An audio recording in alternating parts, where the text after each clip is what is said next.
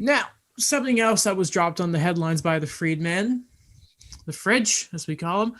Apparently, negotiations between Petterssen and Hughes' agents, because they're with the same agency, and the Canucks have begun. Now, it's, again, the very, very beginnings of the negotiations, and right now it is not the number one priority, because obviously, COVID.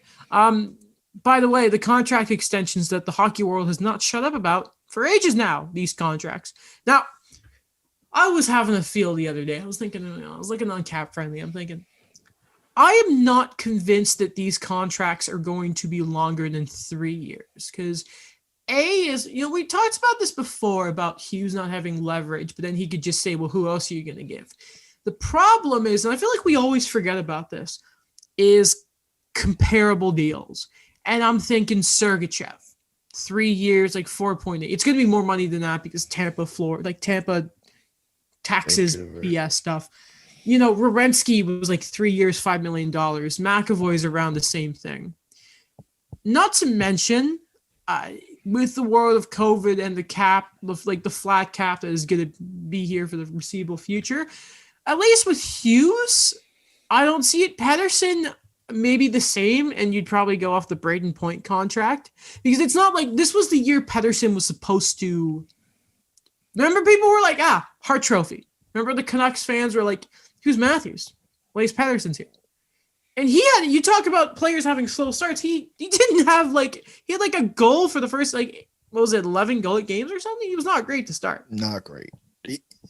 I think you're right. I think it's beneficial for both sides, for team and player, because if you want both guys at the moment, it's going to cost. If you want long term, don't fall. Not a beanbag; it's a swivel chair. My shoulder just slipped on one of the armrests. Okay.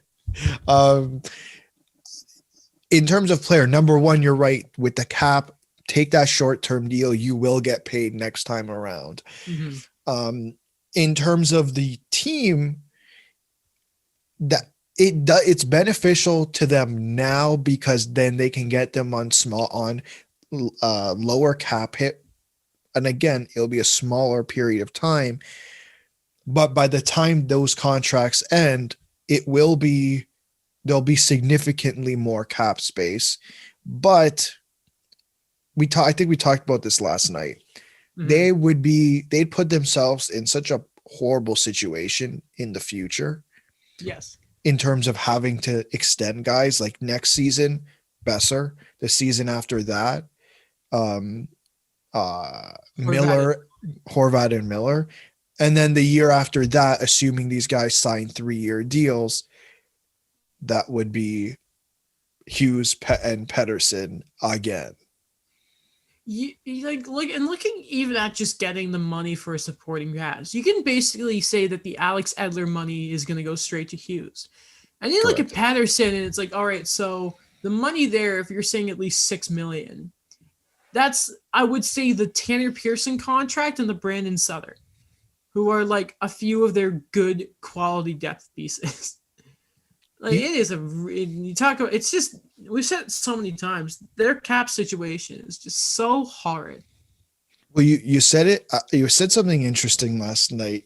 You said, why do they care so much about the Tanner Pearson contract? Why is this such a hot topic for Vancouver fans?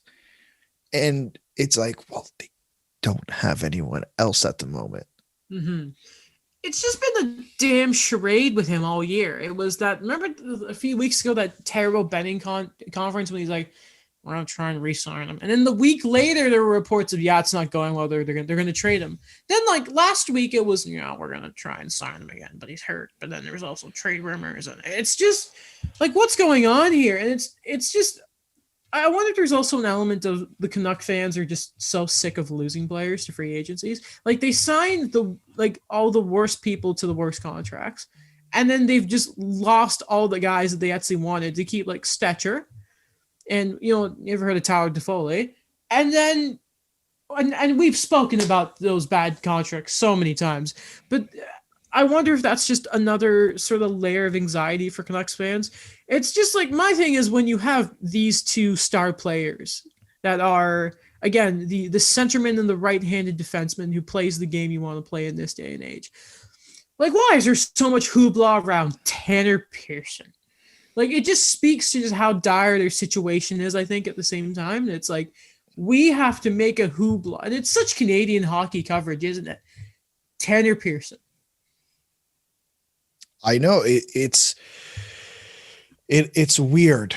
But I like you said, like they don't, who else are they going to bring in? They don't have us, like, it feels like they don't have any money to spend. Mm-hmm. And I'm still of the idea, and I said this last episode, I've said this many times before. If I was Jim Benning, the only reason I am not talking to Petterssen and Hughes on what would have been July 1st, because I know weird season, it wasn't technically July 1st, yeah, is because they don't want to sign before this season.